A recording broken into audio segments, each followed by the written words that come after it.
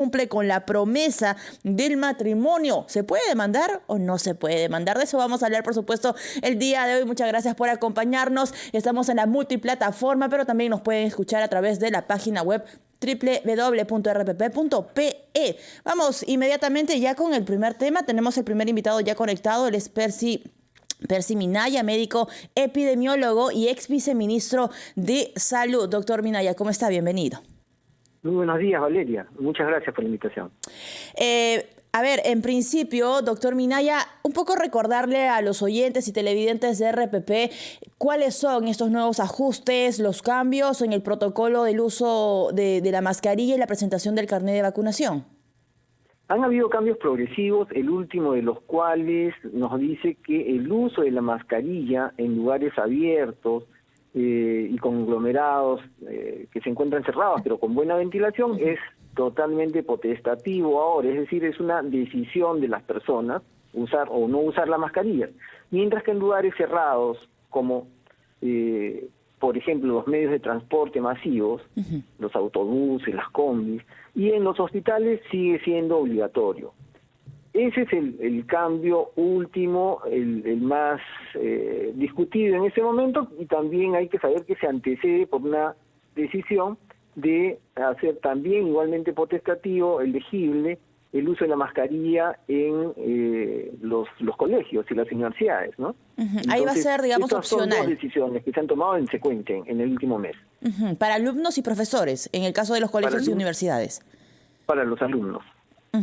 Ahora, doctor, ¿desde cuándo arrancaríamos con estos ajustes? ¿Desde cuándo ya se debería ver en las calles, se debería aplicar? La decisión es que una vez que se ha publicado el decreto supremo, eso entra en vigencia al día siguiente. Estaba planteado de que se inicie el 1 de octubre el retiro ya de la obligatoriedad de la presentación del carnet de vacunación para ingresar a espacios conglomerados, centros comerciales, tiendas, y también el uso de las mascarillas que iniciará a ser totalmente potestativo. Las personas podemos decidir si usemos o no la mascarilla, ¿no?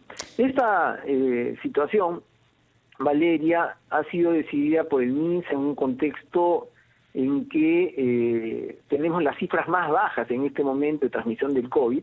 El porcentaje de las pruebas, tanto antigénicas como moleculares, apenas alcanza el 5% ahora, habiendo sido casi 25% en el momento del pico de esta ola y anteriormente también. El número de casos, digamos, que ocupan camas de hospitalización por COVID es 1% en este momento de todas las camas. Y ese punto...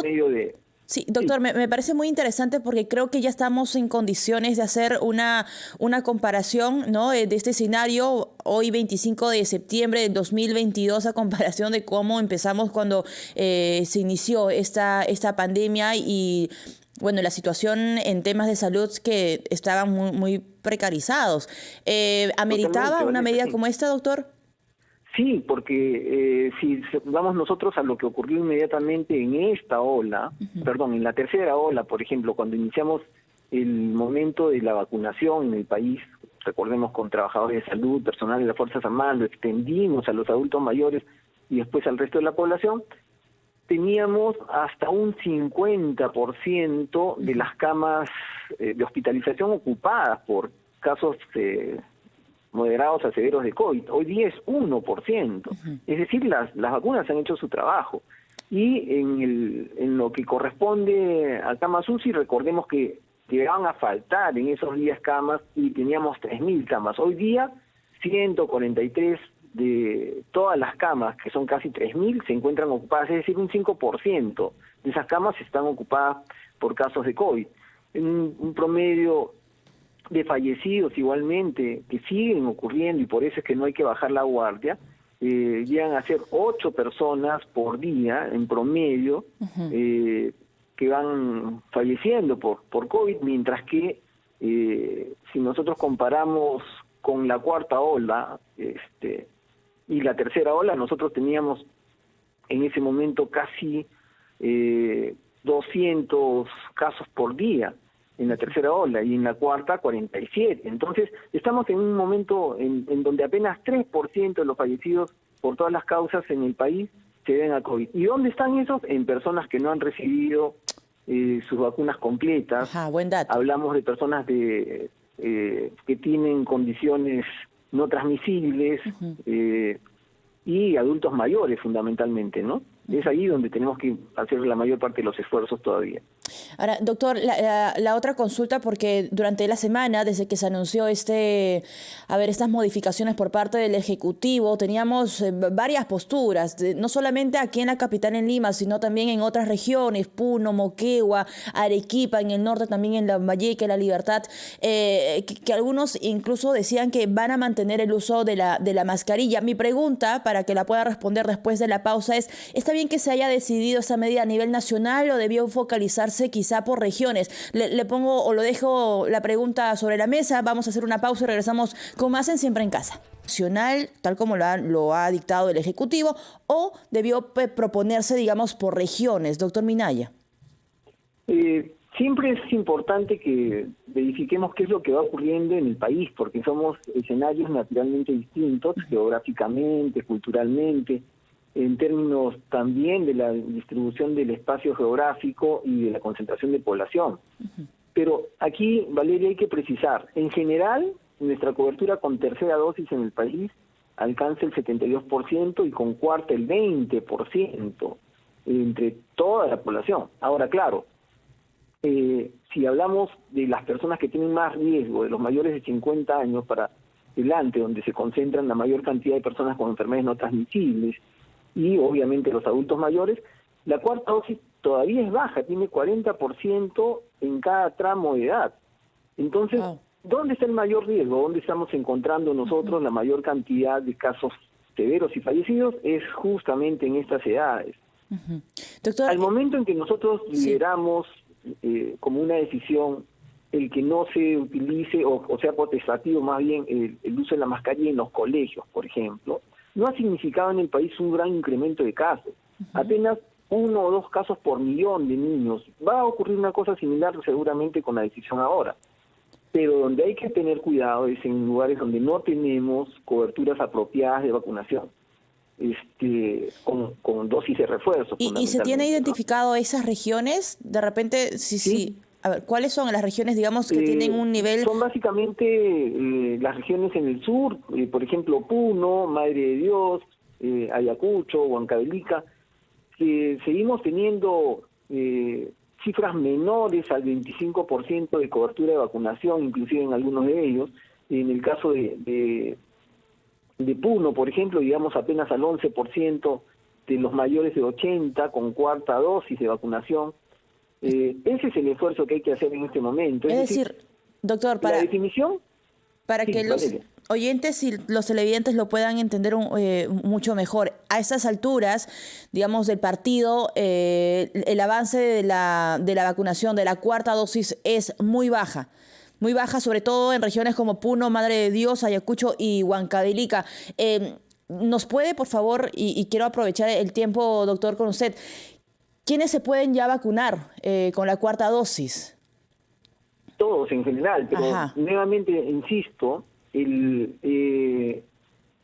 historia natural de nuestra inmunidad, cuando somos jóvenes, cuando no tenemos una condición crónica, hace que nuestra vacuna, inclusive la enfermedad que hayamos tenido por COVID y la vacuna, se prolonguen en el tiempo. Y el tiempo no es bien conocido, pero puede durar hasta más de un año. Obviamente va a depender de la presencia de variantes.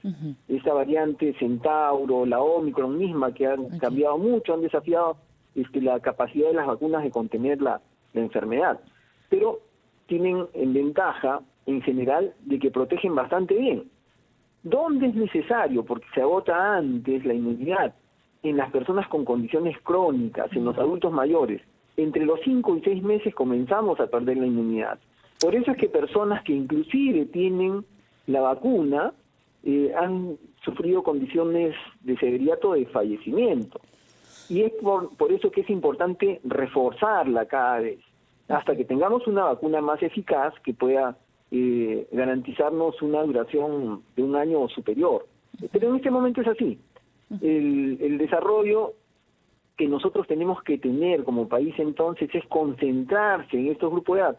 Ya no es necesario en este instante, dadas las cifras que tenemos de transmisión, tener medidas probablemente como la presentación de carnet en cada lugar o el uso de la mascarilla, que pasa a ser potestativo, pero donde sí tenemos que hacer un esfuerzo como Ministerio de Salud, como país, es en vacunar a las personas que tienen deficiencias en la inmunidad o que se agota su inmunidad. Todos estos son adultos mayores, personas con condiciones crónicas. Allí es donde está el desafío. ¿Por qué? Porque el COVID no se ha acabado.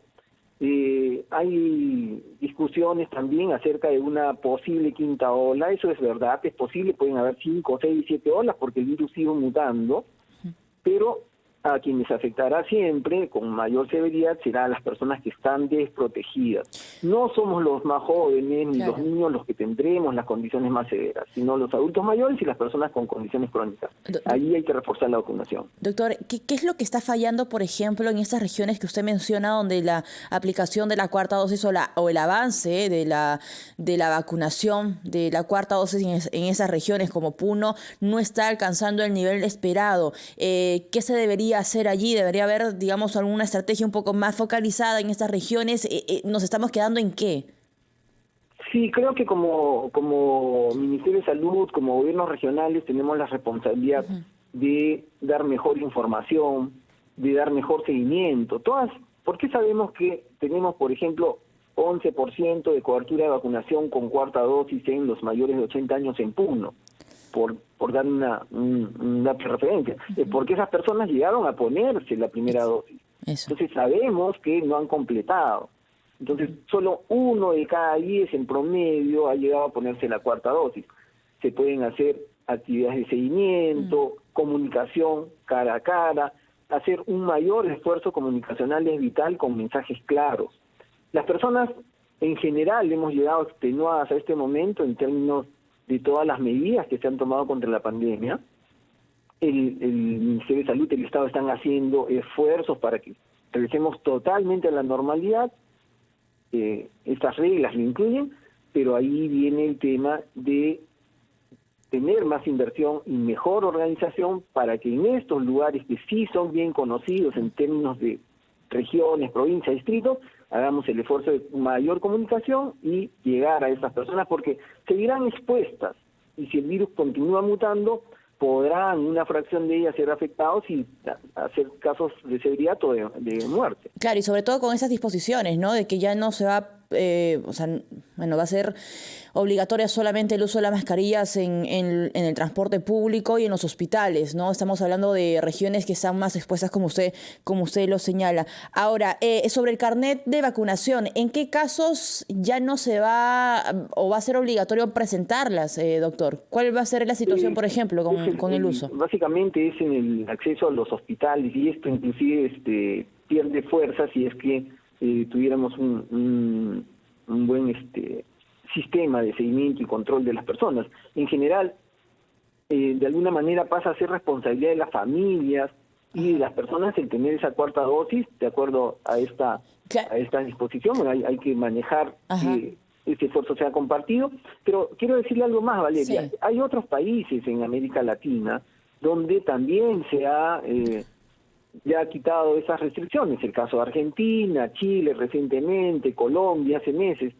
No hemos notado que en esos lugares se haya incrementado drásticamente ni la transmisión ni el caso de fallecimiento. Sí, doctor, en los lugares donde sí seguimos teniendo problemas, aún en esos países, es en la población que no tiene la cobertura apropiada de vacunación. Lo que pasa, a ver, doctor, no sé si de repente podemos analizar ese punto. Cuando uno presentaba el carnet de vacunación, pues las personas, la seguridad de repente en el trabajo, en los centros comerciales, en el estadio, en cualquier lugar, pues se cercioraban que la persona que estaba entrando a este espacio tenía al menos las 3 dosis. Ahora, con la eliminación de presentar, ¿no?, el carnet de vacunación, no estamos, digamos, no sé si impulsando, pero dejando por ahí un cabo suelto sobre la obligatoriedad de la vacuna, o sea, que estas personas sean responsables de cumplir su 3ª dosis. Sí, y hay que señalarlo bien también. Las vacunas protegen contra la severidad y la muerte, no contra la transmisión de enfermedad, no contra la infección. Por eso que muchos de nosotros, a pesar de tener 3 dosis de vacuna, cuando emergió la variante Omicron y sus variantes, hemos tenido nuevamente COVID. No sé si le pasó a usted, a mí sí, hay muchas otras personas que teniendo todas sus vacunas nos contagiamos. Exacto. Ahora, ¿qué ocurre con eso? Nos contagiamos, pero no hicimos casos de severidad. Entonces, ha pasado de cierta manera a tener una condición casi endémica. Sucedió con otros virus, como el virus de la influenza. Eso no quita, sin embargo, que tenemos que ponernos anualmente la mejor vacuna. Perfecto. En el caso de la vacuna contra influenza, por ejemplo, deberíamos tener vacuna cuatrivalente, como usan otros países, no la tenemos. En el caso de Perú, necesitamos que también se actualice los esquemas de vacunación contra COVID para tener vacuna bivalente. Ahora tenemos con un solo tipo de virus, de manera que seamos mejor protegidos. Esa o sea, es la hay consigna. cambios que tiene que hacer el Ministerio de Salud, así como hay responsabilidades que tenemos los ciudadanos. Eso, exactamente. Y nos quedamos con ese último mensaje, doctor. Muchísimas gracias. Percy Minaya, médico epidemiólogo y ex viceministro de Salud. Desde aquí